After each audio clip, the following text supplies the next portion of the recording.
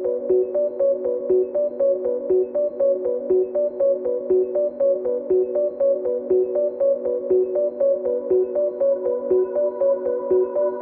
guys, welcome back to Mystifying Miracles. I always search out those true stories, and the stories themselves always have at least one miracle. So we're going to dive right in. Mary Guess. She was a girl that was brought up in Brazil, Indiana. Now, her father, he was in and out of prison during her childhood, and unfortunately, he was kind of known as the town thief. Her mom and her siblings and herself, they kind of had to just deal with the stigma of all that, living in a small town, father going in and out of jail, you know what I mean?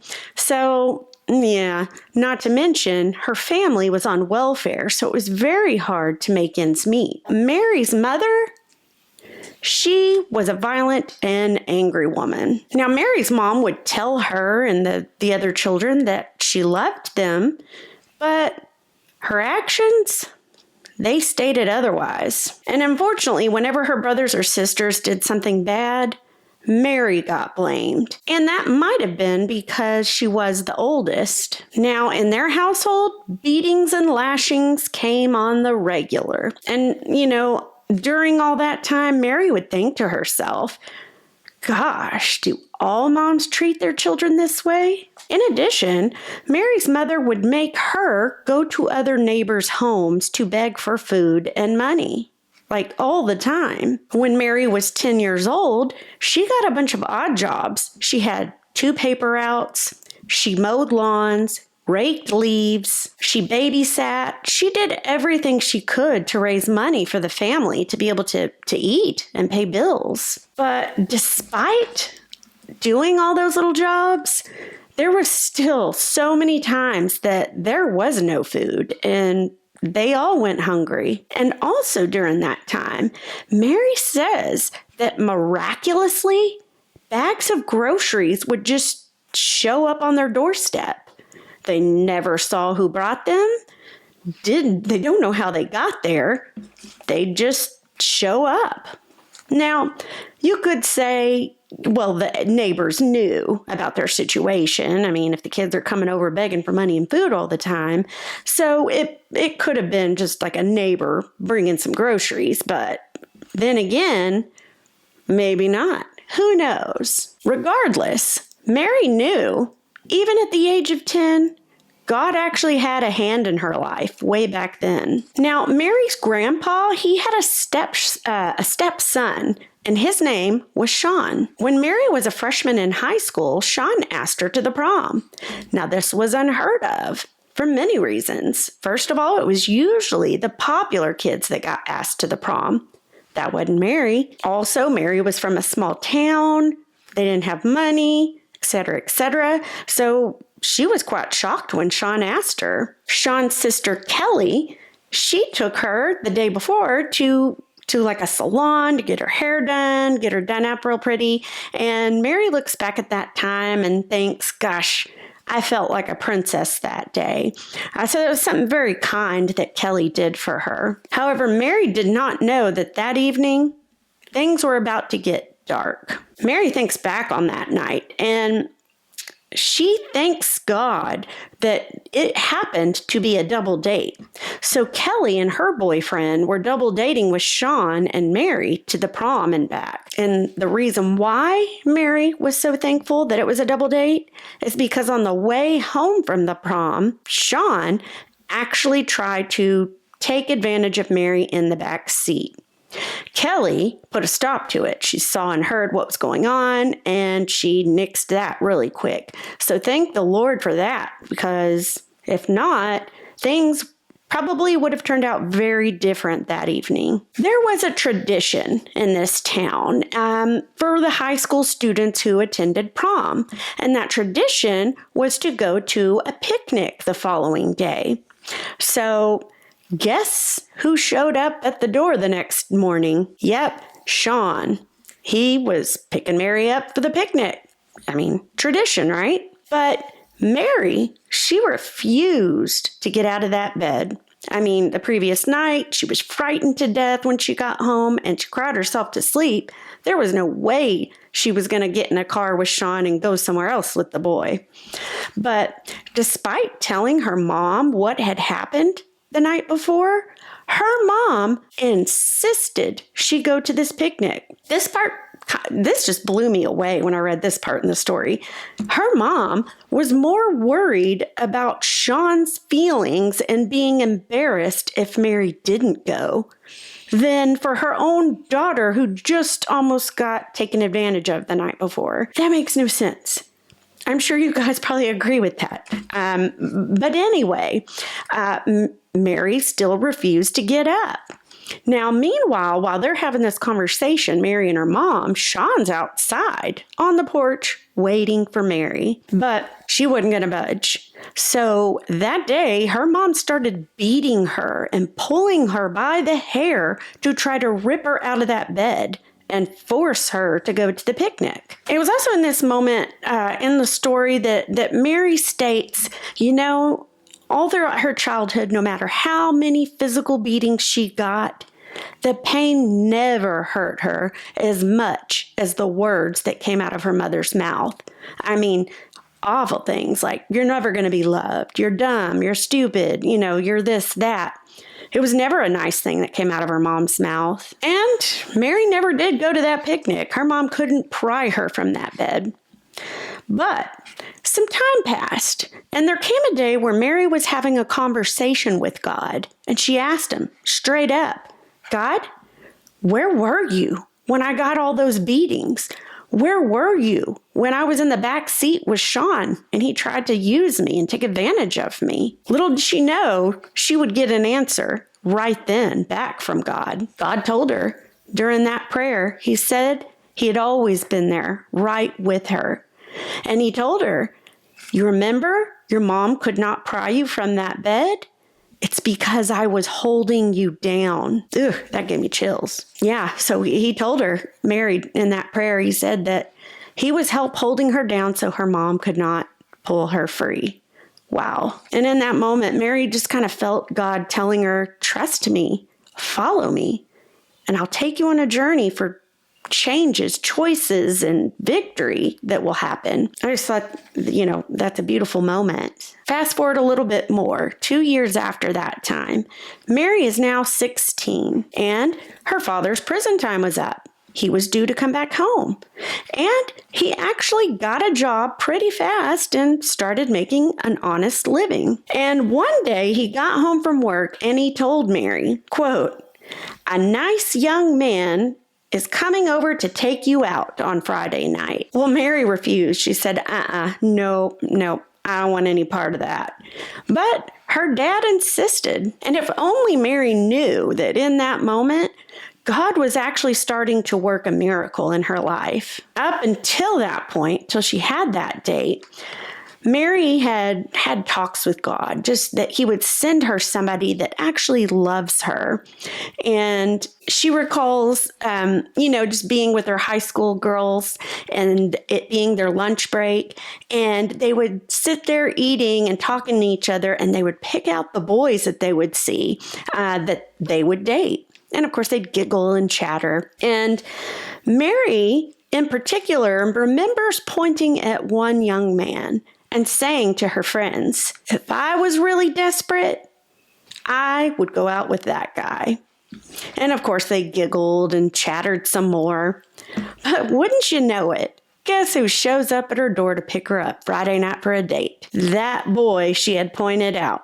And his name was Mike. They actually ended up hitting it off, and they began to date one another. Now, during the time they were dating, Mary's father actually messed up again, which sent him back to prison. During this time, Mary was just embarrassed, and she was actually fearful because she was scared that Mike and Mike's family would be embarrassed that he was dating Mary, who has a father that went back to prison. And when she told her concerns to Mike, saying that, he basically just said, I am in love with you, Mary, not your family. And that put her at ease. She says that she saw that as an answered prayer in her eyes. 2 years after that point, Mike and Mary get married. After they're married, they ended up having 4 children by the name of David, Mark, Michelle, and Bethany. And during that time that she was married and having children, she says her relationship with Jesus just deepened and grew quite a bit. And during that time, she says that her mom would call her and leave her voicemails, but she would never pick up. Her mom always needed or wanted help, and she just she was living her life. She didn't want no part of it, really. And it said that, Mary knew that biblically she should respect her mother. But so much pain had occurred all those years, and it had been left unresolved. Mary she couldn't ever understand the whys of it. Why did she go through that? Why was her mom angry? Why?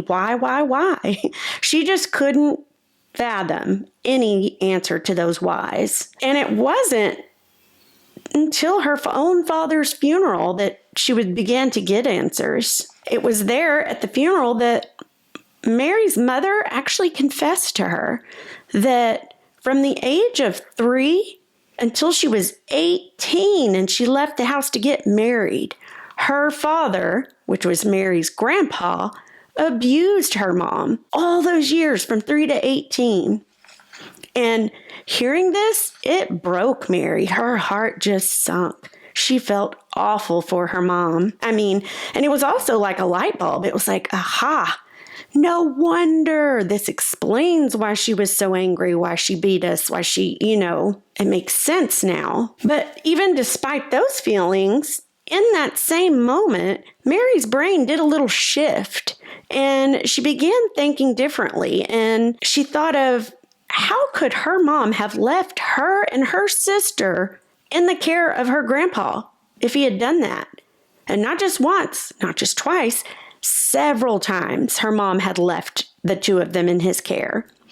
But thinking back, Mary can't remember a time where her grandpa touched her or abused her or her sister at any time. And she actually ended up asking God in prayer, Lord, if there is a time that occurred like that, please just erase it from my memory so that I never think of it. And, after that day, when they left the funeral, she just left sad, Mary did, because all she wanted to hear from her mom, all she cared about was a sorry. She wanted an apology for the beatings, for the anger, for what she went through. But she didn't get that. What she did get, her mom said that day that she tried her best to raise the kids, but that was it. No apology, no nothing. But even though Mary's heart was broken, she also knew that if she was going to heal, fully heal, she would 100% have to forgive her mother. And of course, I'm sure most of you guys know this, but I think it's important to note that extending that forgiveness to someone like Mary did to her mom doesn't make things okay. It's not saying, well, all's well that happened. Big deal. No, not at all. But what it did do is it allowed her to get rid of that burden that she'd been carrying for years. Take it. Get rid of it. And God helped Mary do that during that healing process. And she says over time, that hurt slowly went away. And, it was during that time of healing that the truth of the matter is, this was a repeating cycle. Her parents abused their children because their parents abused them. And the story didn't say this, but most likely the grandparents were also abused, hence the repeating cycle. The good thing is for Mary and her family, she raised all 4 of her children with love. She cherished the moments as they grew. And there came a time a little later on, Mary had been driving, and one of her daughters, Bethany, was in high school at the time. And as Mary was driving, she received a text from Bethany. And all it simply said was, I love you, Mom. And Mary, that was enough to just break down in tears, like happy tears, though. Mary says that those tears of joy, it was because she realized the cycle had been broken. And Mary, of course, says she knows God never promised her or anyone else a painless life, but he does promise to be there through everything, the ups, the downs, to help aid you when you need it, just like he did for Mary. Just like he held Mary's body down to that bed so that her mom could not force her to go to that picnic. That's pretty much the end of the story. And I just find it so beautiful, the healing process that happened in her life and all those little miracles along the way. The miraculous groceries that showed up when she was 10, the whole bed thing, God holding her down on the bed, the healing process, just miracle after miracle after miracle. And what a beautiful story. I know that there are several people out there. I don't know the statistics on it, but I know people. So I know you guys probably know people that have been abused, whether that's physically, emotionally, mentally, sexually, all of it. It happens, unfortunately. But I just thought it was important to present this story because it is so prevalent and to show how someone told their story and how they came out of it, healing, forgiveness, the whole 9 yards.